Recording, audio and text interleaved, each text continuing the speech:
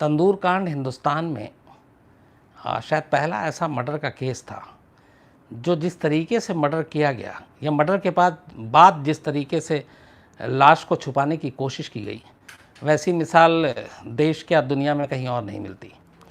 तो उस आमतौर पे हम लोग जानते हैं कि जो तंदूर है वो उसमें रोटियां बनती हैं, तंदूरी रोटी और तमाम, और हर ढाबे में ये तंदूर आपको दिख जाएगा। लेकिन किसी तंदूर के अंदर इंसान को भुना जाए और तंदूर की वो तपिश पूरे देश को तपा दे, खौला दे, ऐसा पहली बार हुआ था। मतलब इस हद तक इंसान सोच सकता है। तो ये तंदूर कांड ने बताया। तंदूर कांड के साथ दो तीन चीज़ें ख़ास हैं। एक, मेरी अपनी क्राइम रिपोर्टिंग का ये पहला ऐसा केस था जो शायद सबसे बड़ा था। हालांकि जिस रात जब मैं पहली बार स्पॉट पे गया था तो मुझे एहसास भी नहीं था कि ये खबर, मतलब मैं तब जनसत्ता में हुआ करता था, आज तक उस वक्त शुरू नहीं हुआ था। तो तब मुझे अंदाज़ा भी नहीं था कि ये खबर जो है वो हेडलाइन बनेगी और अगले कई दिनों तक सारे अखबारों में सुर्खियां रहेंगी। मुझे लगा था कि एक सिंपल मर्डर केस है और उसी हिसाब से छपेगी। लेकिन जिस तरीके से फिर अगले कई दिन गुजरे और इस स्टोरी ने मुझे बहुत माइलेज दिया। मेरी डेली बायलान छपती थी अखबार में, जनसत्ता में फ्रंट पेज पे छपता था। तो ये वो ख़बर थी जो मेरी क्राइम रिपोर्टिंग की, अगर मैं ईमानदारी से कहूँ तो शायद मैंने जब जर्नलिज़म शुरू किया था एज ए ट्रेनी, कॉलेज से निकलते ही पहुंच गया था, तो ये एक ख़बर थी जो बड़ी खबर मेरे हिस्से में आई थी। वरना मेरे जो जितने सीनियर क्राइम पर रिपोर्टर होते थे वही ये सब खबरें करते थे। जाहिर सी बात है कि जब बड़ी खबरें होती हैं तो उसमें हमेशा सीनियर लोगों को भेजा जाता, और मैं बहुत जूनियर था। लेकिन कुछ नसीब ऐसा था कि जो मेरे सीनियर क्राइम रिपोर्टर थे वो उस वक्त कहीं और थे। और ये दूसरी नसीब की बात ये थी कि रात के वक्त मुझे मेरे एक सोर्स से ये खबर मिली। अखबार में और टीवी में काम करने का एक फ़र्क ये होता है कि टीवी 24 घंटे का होता है और अखबार में एक रिपोर्टर अपनी स्टोरी जो है मैक्सिमम 9 बजे तक फ़ाइल कर देता है, और 9 बजे फ़ाइल करने के बाद वो घर जा सकता है, क्योंकि उसके बाद अखबार प्रिंट होने के लिए चला जाता है। और फिर जब तक कि कोई बहुत बड़ी चीज़ ना हो जाए तब तक फ्रंट पेज नहीं बदल सकते आप। तो सारी स्टोरीज़ हो जाती थी। तो मुझे याद है वो 2 जुलाई 1995, तब 18 और 5 23 साल हो गए इसको। 2 जुलाई 1995 की वो रात, मैं आईटीओ पे एक्सप्रेस बिल्डिंग में हमारा दफ्तर हुआ करता था। इंडियन एक्सप्रेस और जनसत्ता वहीं से छपा करता था। मेरे एडिटर हुआ करते थे प्रभात जोशी जी, मेरे सीनियर क्राइम रिपोर्टर हुआ करते थे अनिल चतुर्वेदी जी, और मेरे जो बॉस थे चीफ रिपोर्टर सुशील कुमार सिंह। तो रात करीब, अच्छा उस वक्त मोबाइल 95 में बहुत मतलब आ चुका था शायद, लेकिन हम लोगों के पास नहीं था, क्योंकि उस वक्त उसकी बिल जो है वो बड़े महंगे होते थे। इनकमिंग आउटगोइंग दोनों के 25-30 रुपये प्रति मिनट। तो मोबाइल, जितनी सैलरी नहीं थी उतना तो बिल ही आ जाता, इसलिए हम लोगों ने मोबाइल नहीं रखा हुआ था। पेजर से भी काम चल जाता था, तब पेजर हुआ करता था उस वक्त। तो 25 जुलाई की रात मैं अपने घर के बाहर पुरानी दिल्ली में कुछ दोस्तों के साथ बैठा हुआ था दफ्तर से लौटने के बाद। तभी अचानक घर के लैंडलाइन पे फ़ोन आता है एक पुलिस वाले का कि कनॉट प्लेस में एक कांग्रेसी नेता ने मर्डर कर दिया है, और वो दिल्ली यूथ कांग्रेस का प्रेसिडेंट रहा है। तो दिल्ली यूथ कांग्रेस का प्रेसिडेंट नाम सुनते ही अपने आप में कि खबर बड़ी है। खैर, तो मैं अपनी बाइक उठा के जाता हूँ, और एग्जैक्ट लोकेशन उसने ठीक से नहीं बताया था, उसने होटल बताया था। और उस वक्त अशोक यात्री निवास बड़ा मतलब फेमस होटल हुआ करता था, ठीक मेरिडियन के अपोजिट सामने। अभी जिस जगह की मैं जिक्र कर रहा हूँ, अशोक यात्री निवास, वहाँ पे होटल सैंग्रीला है। आप देखेंगे जो सीधे मेरिडियन के सामने है, होटल सैंग्रीला है। तो वो होटल सैंग्रीला बाद में बना, पहले वो अशोक का यात्री निवास हुआ करता था। तो उसी के अंदर एक बगिया रेस्तरां था, और उस बगिया रेस्तरां को जो दिल्ली यूथ कांग्रेस का प्रेसिडेंट था सुशील शर्मा, वो चलाता था। तो उसको टेंडर मिला हुआ था तो वो अपना चलाता था, और वहाँ खाना वाना मिलता था। तो रात को लोग जनरली वहाँ 11-12 बजे तक खाना खाने के लिए आते थे, और वहीं एक तंदूर भी लगा हुआ था जिसमें रोटियां बनती थी। तो जब मैं वहाँ गया तो पूरी पुलिस फोर्स थी, सब सारे लोग थे, और उस वक्त उस एरिया के जो जॉइंट सीपी हुआ करते थे वो मैक्सवेल परेरा थे दिल्ली पुलिस में, जो बाद में ट्रैफिक में भी रहे, और उन्होंने अभी हाल में ही इसी तंदूर पे एक किताब भी लिखी है, करीब 2 महीने पहले उसका विमोचन भी हुआ है। तो वहाँ जाके फिर जो मैंने स्टोरी कवर की, तब तक ये कुछ भी पता नहीं था, एकदम ब्लैंक, सारी बातें सुन रहा है, पुलिस वाले कह रहे हैं तंदूर है, धुआं निकल रहा, आग निकल रही है, सारी चीज़ें होते और चूँकि ये रात की बात ही कि हम लोग पहुँचे ही थे वहाँ 12:30-1 बजे के बाद, तो सुबह ऐसी हो गई थी जागते जागते। तो पहली बार मैं स्पॉट पे जब गया था, तो जो मैंने जो नहीं मतलब दिखा सकता या लिख सकता था वो ये था कि जब मैं गया तो मुझे चारों तरफ तेज़, जैसे बटर में कुछ फ्राई करते हैं उसकी स्मेल थी, और मांस के जलने की थोड़ी बू आ रही थी, स्मेल थी। और इसके बाद खैर जब मैंने आपको बताया था एक बार चरखी दादरी में ये इंसिडेंट हुआ था, तो वहाँ ये आई थी, लेकिन उतनी ज़्यादा नहीं थी, लेकिन थी, जितने करीब जा रहे थे उतनी ज़्यादा आ रही थी, और धुआं लगातार तब भी उठ रहा था, आग बुझा दी गई थी। तो पहला सीन जो मैंने देखा था, वहाँ पे पुलिस फोर्स चारों तरफ, तंदूर को देखा, फिर बाकी टीमें आई, सब कुछ शुरू हुआ। लेकिन अब पहले कहानी बता देता हूँ कि आपको कहानी थी क्या। 2 जुलाई 1995 को सुशील शर्मा, इसमें 3 कैरेक्टर हैं इस कहानी के, 3 किरदार हैं। एक सुशील शर्मा जो दिल्ली यूथ कांग्रेस का प्रेसिडेंट हुआ करता था, हेल्दी गोलू मोलू सा। दूसरा जो किरदार है वो सुशील शर्मा की बीवी नैना साहनी। और तीसरा किरदार है इस पूरी कहानी का मतलूब करीम, ये पुरानी दिल्ली में रहते हैं। यूथ कांग्रेस का प्रेसिडेंट सुशील शर्मा था, और नैना साहनी भी यूथ कांग्रेस में थी, और मतलूब करीम भी यूथ कांग्रेस में। तो तीनों कांग्रेस में अलग अलग कार्यकर्ता थे, और फिर बाद में धीरे धीरे करके मतलूब करीम और ये पदाधिकारी बने, और यूथ कांग्रेस में सुशील शर्मा सीधे दिल्ली का प्रेसिडेंट बन गया था। तो यूथ कांग्रेस के दौरान ही सुशील शर्मा की नैना साहनी से मुलाकात होती है, दोनों में प्यार होता है, और फिर सुशील शर्मा शादी कर लेता है नैना साहनी से। उधर कॉलेज के दौरान में भी नैना साहनी और मतलूब करीम दोस्त हुआ करते थे, और वो जाकिर हुसैन कॉलेज दिल्ली यूनिवर्सिटी का, उसमें पढ़ा करता था मतलूब करीम। तो वहीं नैना साहनी से उसकी मुलाकात हुई, दोस्ती हुई, फिर दोनों कांग्रेस में भी गए। चूँकि NSCI से ये लोग पहले जुड़े, फिर यूथ कांग्रेस में आए, तो उन दोनों के बीच में दोस्ती थी। और ये बात सुशील शर्मा को भी पता थी कि ये दोनों दोस्त हैं, और चूँकि एक ही पार्टी में थे तो मिलते जुलते रहते थे। लेकिन धीरे धीरे शादी के बाद सुशील शर्मा को ये शक होने लगा कि नैना साहनी और मतलूब करीम का कुछ चक्कर है, ये दोनों एक दूसरे से प्यार करते हैं। जबकि मतलूब करीम ने हमेशा इनकार किया, उसने कहा कि हाँ वो उसकी बहुत अच्छी दोस्त हुआ करती थी। तो 2 जुलाई 1995 को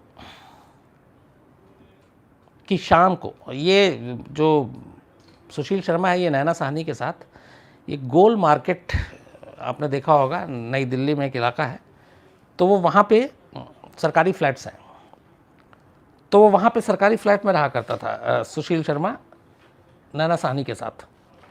और दोनों शादी के बाद वहीं एक साथ रह रहे थे, और इनकी शादी को कुछ वक्त भी बीत गया था।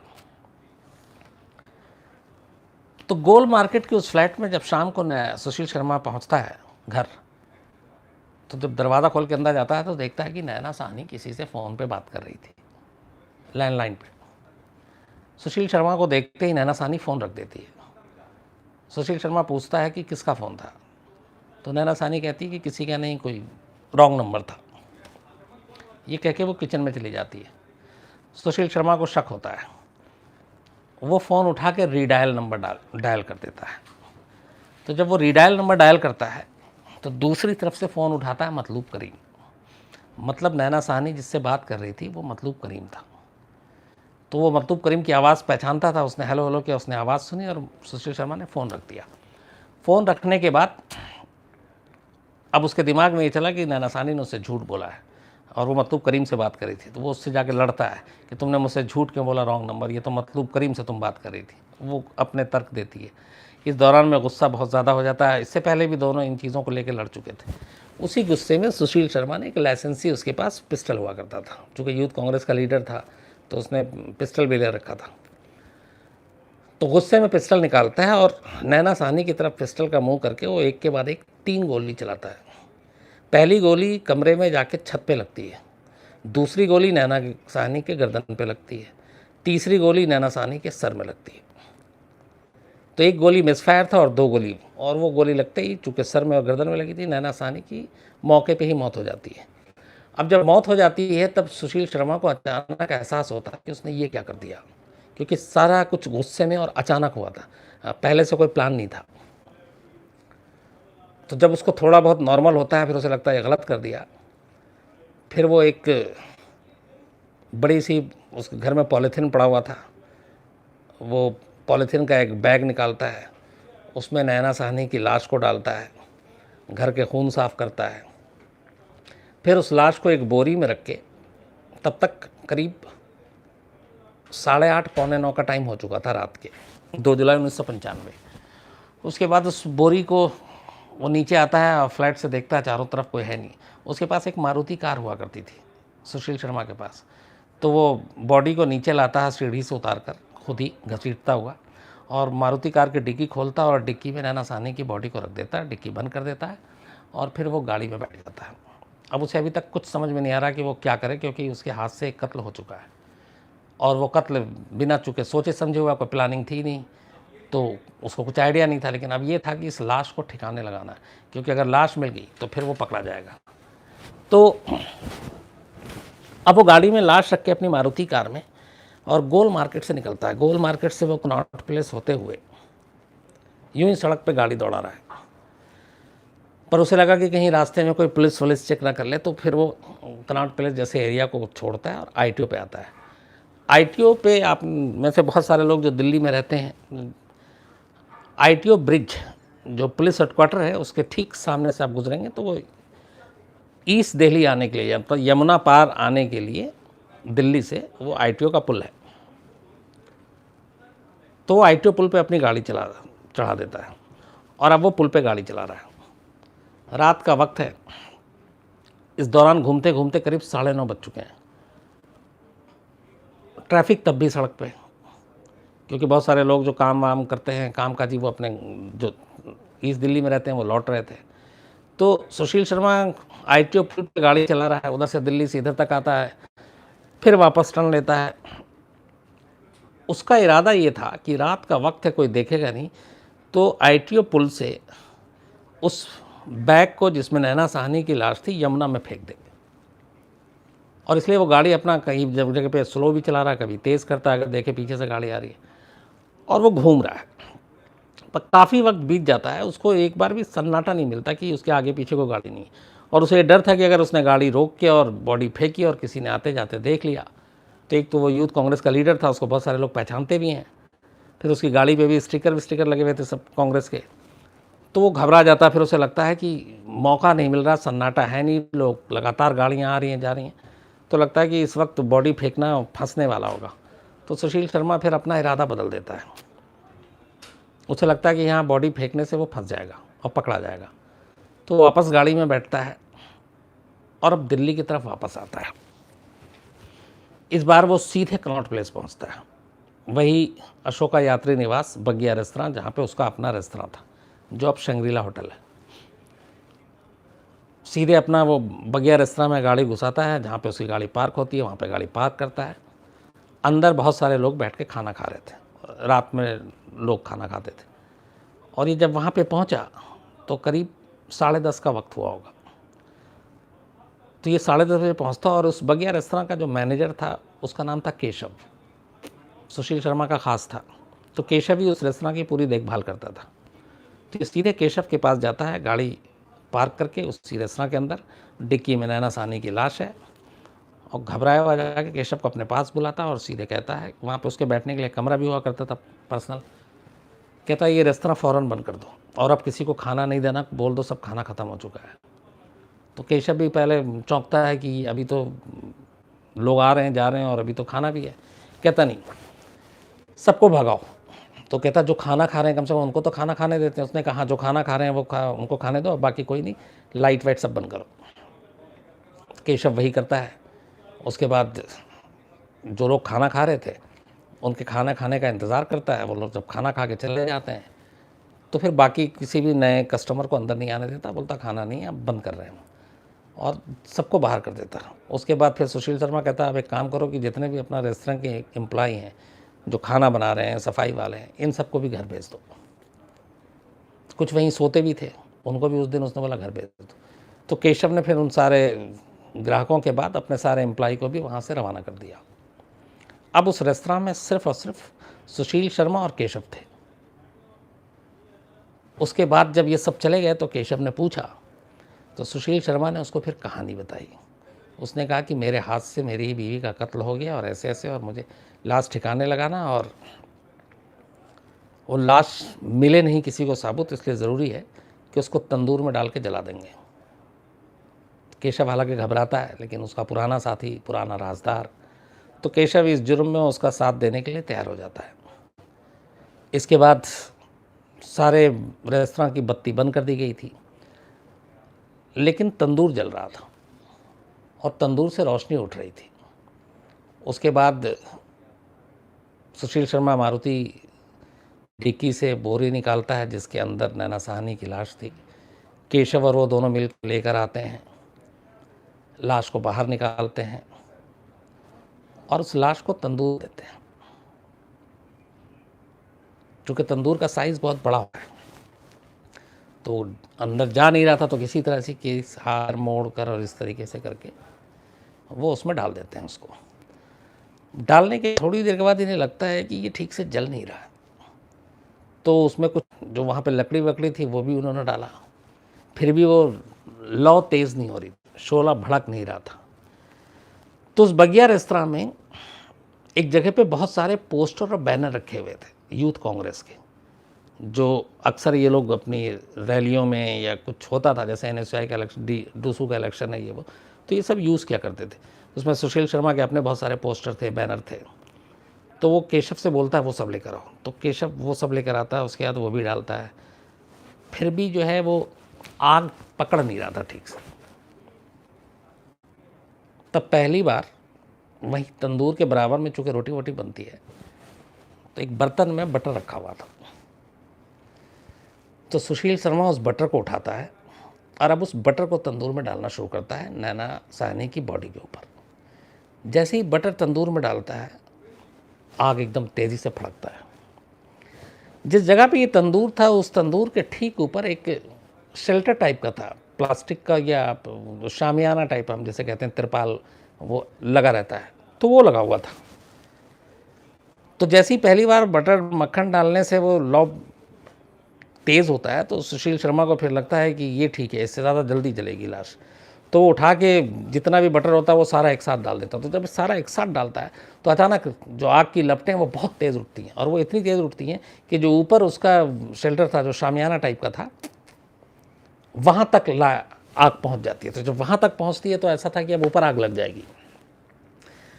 ये जब शोला ऊपर की तरफ उठता है बहुत, तो ये बगिया रेस्तरां के चारों तरफ दीवार थी, ऊंची ऊंची दीवार है, लेकिन उस दीवार से भी ऊपर वो लौ जा रहे थे, मतलब कि जो बाहर से गुजर रहे हैं वो भी देख सकते हैं। तो अचानक उस बगिया रेस्तरां के बाहर एक सब्ज़ी बेचने वाली रहा करती थी, उसका नाम था अनारो देवी। तो वो वहीं फुटपाथ पे थी। उसने अचानक देखा कि रेस्तरां के अंदर से आग का शोला उठ रहा है। उसे ये लगा कि रेस्तरां में आग लग गई, तो वो शोर मचाने लगती, आग आग आग आग। तो जब वो शोर मचा रही होती तो वहीं से एक दिल्ली पुलिस का कांस्टेबल है जिसकी ड्यूटी थी उस इलाके में, अब्दुल नज़ीर गुंजू उसका नाम था, साउथ इंडियन, तो वो कांस्टेबल था। तो अनारो देवी की चीख सुनता, आग आग आग, तो वो जाके पूछता क्या हुआ, तो उसने कहा कि ये देखो इसमें रेस्तरां में आग लग गया। तो अब्दुल गुंजू भाग के आता है, दीवार से चढ़ के देखता है, क्योंकि दीवार ऊंचाई थी, तो वो देखता हाँ आग लगी हुई है और शोला उठ रहा और आग के पास दो लोग खड़े हुए हैं। तो भाग के अंदर आता है। अंदर जैसे ही वो तंदूर के पास जाने लगता है, तब तक सुशील शर्मा और केशव देख लेते, तो केशव आ गया था। तो जाहिर सी बात है वो अब्दुल कमीर कुंजू वहीं उसी एरिया में घूमा करता था अक्सर, कई बार वो अंदर भी आया होगा। तो उसने पूछा, अरे तुम्हारे उसमें आग लग रही है ऊपर, इतना क्या इसमें जला रहे हो जो ऊपर तक आग गई? तो उसने कहा नहीं नहीं, वो पुराने पोस्टर वो थे उनको जला रहा हूँ। तो बोला ठीक से करो, आग लग जाएगी। तो उसने बोला नहीं नहीं, हम इसको कर देते हैं, तुम जाओ। तो पहली बार जब अब्दुल कांस्टेबल अंदर आया गुंजू, तो उसको केशव ने समझा बुझा के वापस बाहर भेज दिया। थोड़ी देर के बाद अब आग की लपटें कम नहीं हो रही हैं, ऊपर शामियाना है वो टाइप का है, फिर उसमें आग लगने का खतरा। तो ये बाहर से देख रहा होता है, फिर इसे डाउट होता है कि ये लोग तो कुछ बुझा नहीं, फिर वो वापस आता है तो उसको घुस नहीं देते, लेकिन वो ज़बरदस्ती आता है।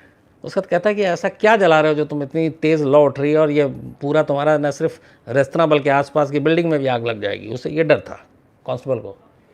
तो कहता है कुछ नहीं हम बुझा रहे, पर उसने कहा कि तुम जला क्या रहे हो?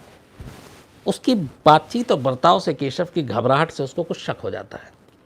शक होता है तो वो ज़बरदस्ती जो है जबरन तंदूर के करीब जाने लगता है।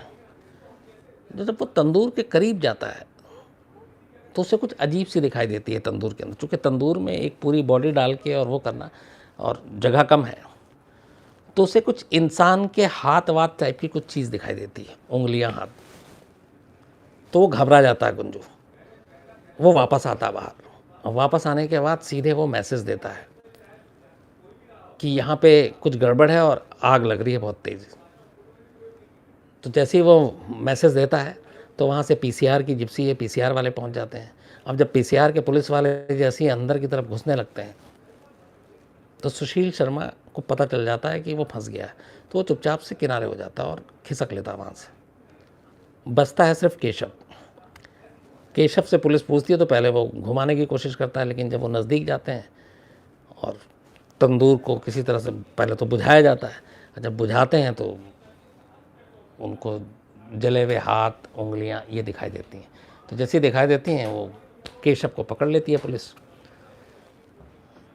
उसके बाद तंदूर को बुझाने के बाद अब ये हो गया था कि इसमें इंसान को जलाया जा रहा है। फिर बाकायदा एरिया की पुलिस वहाँ पहुँचती है, डीसीपी पहुँचते हैं। फिर डीसीपी रात को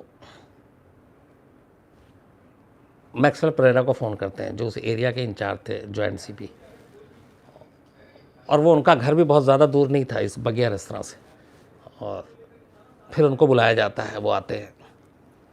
फिर तंदूर से, चूँकि आग में सब कुछ हो रहा था तो कट फट गए भी थे, बॉडी निकाला जाता है, उसको भेजा जाता है पोस्टमार्टम के लिए। और फिर ये सब कुछ होने के बाद केशव से पूछा जाता है किसने किया, तो केशव कुछ बता नहीं रहा। उसने कहा मुझे कुछ नहीं मालूम, मुझे कुछ नहीं मालूम। और चूँकि सीन पे सुशील शर्मा को पुलिस ने देखा नहीं, इसलिए पुलिस को मालूम भी नहीं, तो वो घुमाता रहा केशव। उसके बाद ये चीज़ें सुबह अखबार में फैली, पहली खबर कि तंदूर में एक जलाया गया, लेकिन कौन था ये पता नहीं कुछ। नेक्स्ट डे जब पोस्टमार्टम होता है तो पोस्टमार्टम से ये पता चलता है कि ये मरने वाली जो लाश है वो एक महिला की है, पुरुष नहीं है। लेकिन बॉडी इस तरीके से जल गई थी कि उसकी आइडेंटिफिकेशन नहीं थी, उसकी शिनाख्त नहीं हो रही थी कौन है क्या है। ये जब अखबार में खबर छपी तो मतलूब करीम ने ये खबर पढ़ी कि बगिया रेस्तरां में ऐसे ऐसे और एक महिला की लाश मिली है। मतलूब करीम ने जैसे ही सुना वो भागा भागा आया पुलिस के पास, फिर मॉर्चरी पहुंचा। मॉर्चरी में उसने जाके लाश देखी और एक अंगूठी से उसने पहचान की। उसने पुलिस को कहा कि यह नैना साहनी की लाश है। तब पहली बार पुलिस को पता चला कि मरने वाली का नाम नैना साहनी है और वो सुशील शर्मा की बीवी है। मतलूब करीम ने तब पहली बार उसी वक्त कहा कि ये नैना साहनी की लाश है और इसका मर्डर सुशील शर्मा ने ही किया है। अब दो चीज़ें पुलिस के पास थी, एक नैना साहनी की आइडेंटिटी की, मरने वाली कौन है, दूसरा की शक के बिना पे जो इल्ज़ाम लगाया गया वो सुशील शर्मा। अब पुलिस ने सुशील शर्मा को ढूंढना शुरू किया तो पता चला कि उस रात से ही वो गायब है। तो अब शक और गहरा गया। खैर तब तक ये चीज़ 2 दिन के बाद पूरे देश में, हर अखबार में, हर जगह पे कि तंदूर में एक लाश को जलाया गया और ये और सुशील शर्मा है वो। और अब सुशील शर्मा के पीछे पुलिस और सुशील शर्मा गायब। सुशील शर्मा के गायब होने के बाद पुलिस ने हर जगह उसको ढूंढा ढूंढा ढूंढा, नहीं मिला। इसके बाद सुशील शर्मा इस दौरान यहाँ से भाग के बेंगलोर पहुँच गया था और उसने क्या किया कि अपने बाल वाल पूरा मुंडा लिए, गंजा हो गया और उसने अपने हुलिया बदले, कपड़े बदल लिए और मतलब उसको देख के आप पहचान नहीं पाए, ऐसा उसने हुलिया बना लिया था। और बेंगलोर की एक कोर्ट में जाके उसने एक अग्रिम ज़मानत के लिए अर्ज़ी दे दी कि हमें ख़तरा है कि हमें गिरफ़्तार किया जा सकता है, झूठे मामले में फंसा कर, तो हमें अग्रिम ज़मानत दी जाए। इत्तेफाक से इस अग्रिम ज़मानत की जो उसकी अर्ज़ी बेंगलोर कोर्ट में दी गई थी, उसकी जानकारी दिल्ली पुलिस को मिल गई। तो दिल्ली पुलिस 10 जुलाई को ही बेंगलोर पहुंचती है और इससे पहले कि वो कोर्ट में जाके अग्रिम ज़मानत ले पाता या सरेंडर कर पाता, दिल्ली पुलिस उसे पकड़ लेती है और पकड़ के दिल्ली लाती है। दिल्ली लाने के बाद उससे पूछताछ होती है। पूछताछ में सुशील शर्मा अपने सारे गुनाह कबूल कर लेता है, क्योंकि केशव तब तक सारी बातें बता चुका था, वो भी टूट चुका था। तो फिर सुशील शर्मा पूरी अपनी जो कहानी सुनाता है वो यही थी कि उसे नैना साहनी पे शक था, वो मतलूब करीम से उस बात करती थी और उन दोनों का कुछ चक्कर था और उस रात भी ऐसे ही हुआ, वो बात करी थी, उसने मुझसे झूठ बोला, मुझे गुस्सा आया और मैंने इसलिए मार दिया। फिर उससे पूछा गया कि मारना तो ठीक, पर तुमने इस तरीके से तंदूर में मक्खन डाल डाल कर जलाने की कब कैसे सोची? तो उसने बताया कि मैं ITO पे ले जाकर जमुना में फेंकना चाहता था लाश, ताकि मिले नहीं पुलिस को। जब आइडिया नहीं आया तो फिर वो मौका नहीं मिला, तो फिर मैंने कहा कि रेस्तरां में ही जला देते हैं तंदूर में, ताकि पुलिस को राख के अलावा कुछ ना मिले और कभी नैना साहनी तक कोई पहुँच ही नहीं पाए। तो ये सारी चीज़ें हुई। उसमें मुझे याद है उस वक्त एक सीन, जो पुलिस सारे अफसर इसकी जांच कर रहे थे, उन्होंने कहा था कि अगर तुमने सिर्फ नैना साहनी का मर्डर किया होता, मोटिव जो तुम बता रहे हो, चूँकि ये अचानक मर्डर हुआ था, कोई प्लान नहीं था पहले से, तो हो सकता था तुमको बहुत कम सज़ा होती। लेकिन मौत के बाद, कत्ल के बाद जो तुमने काम किया लाश को ठिकाने लगाने के लिए, उसकी कोई मिसाल नहीं है, ना हिंदुस्तान में ना दुनिया में, कि एक तंदूर के अंदर डाल के आप जलाओ। तो इस वजह से तुमको सज़ा ज़्यादा मिलेगी। उसके बाद खैर केस चला लोअर कोर्ट में। 95 का मामला था। 2003 में लोअर कोर्ट ने दिल्ली की सुशील शर्मा को फांसी की सज़ा सुनाई। उसने कहा कि ये बड़ा ही, ये देखिए कुछ गिरा है, लाइट गिरी, कि रेयरेस्ट ऑफ रेयर केस है इस तरीके से जो है किसी को मौत के बाद उसकी लाश जलाना तंदूर में। तो 2003 में, मतलब 5-3-8 95 में ये मर्डर हुआ था और 2003 में लोअर कोर्ट ने सज़ाए मौत दी सुशील शर्मा को। और केशव को इस जुर्म में उसका भागीदार बनने के लिए, सबूत मिटाने के लिए, लाश को जलाने में मदद करने के लिए, पुलिस से झूठ बोलने के लिए 7 साल सख्त कैद बामशक्कत की सज़ा दी गई। तो सुशील शर्मा को फांसी और केशव को 7 साल की सज़ा। और इसके बाद केशव ने हाई कोर्ट में अपील की। तो 2003 के बाद 4 साल तक हाई कोर्ट में मामला चला और 2007 में दिल्ली हाई कोर्ट ने लोअर कोर्ट के फैसले को बरकरार रखा और सुशील शर्मा को फांसी की सज़ा ही दी। उस हाई कोर्ट ने भी माना कि ये रेयरेस्ट ऑफ रेयर केस है, इसलिए इसमें फांसी ही की सज़ा होगी। तो अब तक 2007 में हाई कोर्ट ने दिया, 95 में वो अरेस्ट हो चुका था, 7-5 12 साल हो गया, 12 साल से सुशील शर्मा तिहाड़ जेल में ही था। फिर वो हाई कोर्ट के फैसले के खिलाफ सुप्रीम कोर्ट जाता है। सुप्रीम कोर्ट में 2007 से लेकर 2013 तक सुनवाई होती है। 2013 में सुप्रीम कोर्ट फैसला सुनाता है, मतलब नैना साहनी के कत्ल के 18 साल बाद, 95 में कत्ल हुआ और 2013 में सुप्रीम कोर्ट अब फैसला। सुप्रीम कोर्ट लोअर कोर्ट और हाई कोर्ट के फैसले को पलट देता है और उसका कहना था कि ये रेयरेस्ट ऑफ रेयर केस नहीं है। इसकी वजह सुप्रीम कोर्ट ने बताई। उसने कहा कि ये कत्ल किसी सोची समझी साजिश का नतीजा नहीं थी, ये कत्ल प्लान करके नहीं किया गया। इस कत्ल से या सुशील शर्मा से सोसाइटी को कोई ख़तरा नहीं है। क्यों? क्योंकि ये एक पर्सनल मैटर था, एक हस्बैंड वाइफ के बीच का डिस्प्यूट था। हस्बैंड को वाइफ पे डाउट था, उसे लगता था कि इसका किसी और के साथ संबंध है और अचानक उसने गुस्से में उस दिन फ़ोन करते हुए देखा और इसलिए उसको मार डाला। तो ये रेयरेस्ट ऑफ रेयर केस नहीं आएगा, ये बहुत ही पर्सनल मैटर था और इससे सुशील शर्मा से सोसाइटी को कोई ख़तरा नहीं है। दूसरा, उसका कोई क्रिमिनल बैकग्राउंड नहीं था। एक बहुत बड़ी चीज़ उसके हक़ में यही गई थी कि उसका कोई क्रिमिनल बैकग्राउंड नहीं रहा, कभी वो किसी क्राइम में इन्वॉल्व नहीं रहा। ये उसका पहला क्राइम था जो अचानक हुआ गुस्से में। इसलिए सुप्रीम कोर्ट ने लोअर कोर्ट और हाई कोर्ट के फैसले को पलटते हुए फांसी की सज़ा को उम्र कैद में तब्दील कर दिया 2013 में। 2013 में जब उम्र कैद की सज़ा को में तब्दील कर दिया तो उसके बाद एक चीज़ आई, क्योंकि उस वक्त तक उम्र कैद को लेकर बहुत सारा कन्फ्यूज़न रहा। पहले 14 साल, फिर 20 साल। अब ये होता है कि जब अदालत किसी को उम्र कैद की सज़ा देता है तो ये लिखा जाता है कि उम्र कैद मतलब कितना, 20 साल, 30 साल या फिर ताउम्र। अगर कोई डेट नहीं और ताउम्र है, इसका मतलब है कि जब तक वो ज़िंदा है तो जेल में रहेगा। पर सुशील शर्मा के केस में ऐसा नहीं था। उम्र कैद थी लेकिन उसके साथ साल का जिक्र नहीं था। तो जब ये हाई कोर्ट का फैसला आया तो सुप्रीम कोर्ट का, और उसकी उम्र कैद में तब्दील कर दिया गया, उसके 2 साल के बाद 2015 में 13 में फैसला आता है और 2015 में सुशील शर्मा पेरोल के लिए अपील करता है और वो दलील ये देता है कि वो उम्र कैद से ज़्यादा की सज़ा जेल में काट चुका है, तो इसलिए उसे पेरोल मिलने का उसका हक है, उसे मिलना चाहिए। तो 2015 में सुशील शर्मा को बिना किसी शर्त के कि आप कब वापस आएंगे, कितने दिन का पेरोल, उसको रिहा कर देते हैं। मतलब 95 में वो अरेस्ट हुआ था और 2015 में सितंबर के महीने में सुशील शर्मा को पेरोल पे आज़ाद कर दिया जाता है तिहाड़ जेल में 20 साल काटने के बाद। 20 साल तो वो जो उसने सीधे सीधे काटे कैलेंडर के हिसाब से। जेल मैनुअल के हिसाब से हर कैदी को, जो सजायाफ्ता कैदी होता है, उसको जेल में छुट्टियां मिलती हैं, तो उन छुट्टियों को भी काउंट किया जाता है जब अगर आपको किसी को छोड़ना होता है तो इन 20 सालों में जो सुशील शर्मा के हिस्से में छुट्टियां आई, वो छुट्टियां टोटल जोड़ के 4 साल बनती हैं।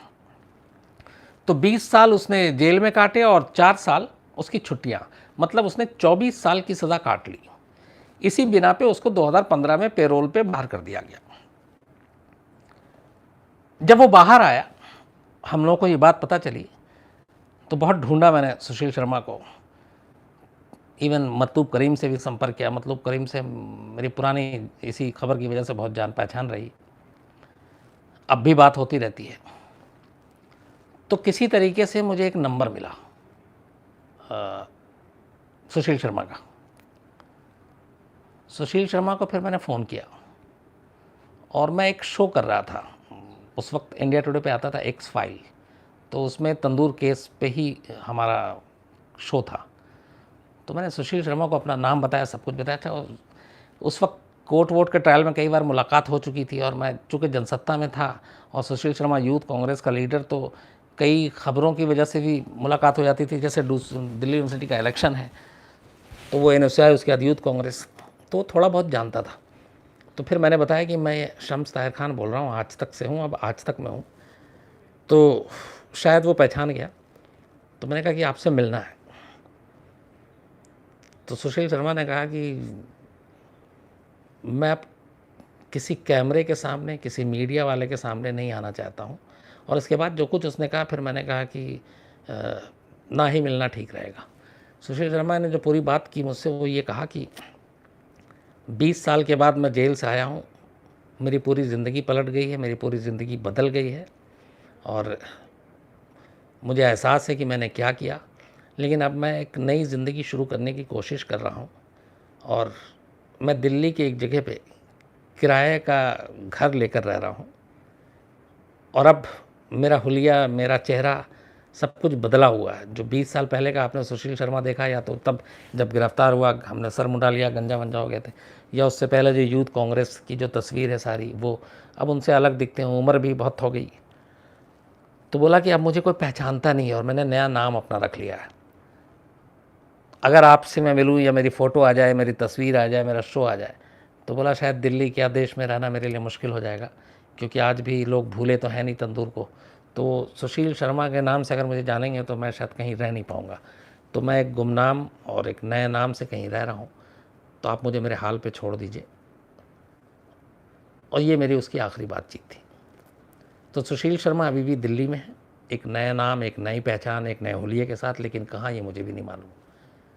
और जिस नंबर से मैंने बात की थी बाद में फिर वो नंबर भी बंद हो गया। हालांकि वो नंबर अभी भी सेव है मेरे मोबाइल में, लेकिन बंद हो गया। इस उम्मीद में कि शायद कभी खुल जाए। खैर, तो अब कहानी ये है कि 20 साल जेल काटने के बाद सुशील शर्मा 2015 में बाहर आता है। ये 2018, 3 साल से वो दिल्ली में है नए नाम के साथ। वापस अब उसके जेल जाने की शायद उम्मीद नहीं है। उसकी वजह यह है कि उसने 24 साल एक तरह से काट लिए जेल में। अब उसकी अर्जी दिल्ली सरकार के पास है, क्योंकि तिहाड़ जेल दिल्ली सरकार के अंडर में आता है, जुरिडिक्शन दिल्ली सरकार का है। तो वहाँ से एक फ़ाइल गई है कि अब इसकी 24 साल की सज़ा है, यही सज़ा पूरी मानी जाए और अब इसे आज़ाद कर दिया जाए। तो इस फाइल पे दिल्ली सरकार की राय ली जाती है। दिल्ली सरकार अपनी राय दे चुकी है, और जहाँ तक हमें खबर है हमारे सोर्सेज से, वो ये कि दिल्ली सरकार ने भी कहा कि हाँ ठीक है, इसने इस जुर्म के लिए ज़रूरत से ज़्यादा सज़ा काट ली है। अब बस उस पर एलजी का साइन होना है, लेफ्टिनेंट गवर्नर दिल्ली का। तो वो जिस दिन साइन हो जाएगा उसके बाद सुशील शर्मा को अब कभी दोबारा तिहाड़ जेल जाने की ज़रूरत नहीं पड़ेगी। 2-3 और भी ऐसे बीच में भी आपने देखा होगा, कई अखबारों में भी आए थे, जिसमें कुछ और अक्यूज़ के नाम है जिनको कि दिल्ली सरकार का ये है कि अब इसे माफ़ कर दिया जाए। जिसमें जैसिका लाल मर्डर केस का जो मनु शर्मा है उसका भी नाम है कि उसका चाल चलन जेल में अच्छा है, इसलिए तो उसकी फ़ाइल भी एलजी के पास है। तो सुशील शर्मा की अब एलजी के पास फ़ाइल है, और मुझे नहीं लगता कि अब वो दोबारा तिहाड़ जाएगा, क्योंकि उसने ऑलरेडी 20 साल काट चुके हैं। टेक्निकल टर्म में 24 साल काटे हैं, अब वो दिल्ली में रह रहा है। लेकिन इस पूरी कहानी में एक चीज़ है कि ये वो सुशील शर्मा है जिसे इस देश की 2 अदालत ने 2 बार फांसी की सज़ा दी और एक अदालत ने उम्र कैद की सज़ा दी। मतलब एक शख्स, एक जुर्म, 2 फांसी, 1 उम्र कैद, और इस वक्त वो आज़ाद है, दिल्ली में है। लेकिन आज भी अगर पता चल जाए कि ये सड़क पे गुजरने वाला शख्स सुशील शर्मा है, तो मेरा दावा है कि जो भी तंदूर कांड को जानते हैं, अगर वो सिहर ना उठे, अगर वो घबरा ना जाए, क्योंकि ये वो केस था जो हिंदुस्तान क्या दुनिया के इतिहास में किसी लाश को ठिकाने लगाने के लिए जो तरीका इस्तेमाल किया गया, ऐसी दूसरी मिसाल आज भी 95 में ही सुनने को मिली। उससे न पहले कभी मिली और न उसके बाद कभी मिली। तो ये थी पूरी तंदूर की कहानी।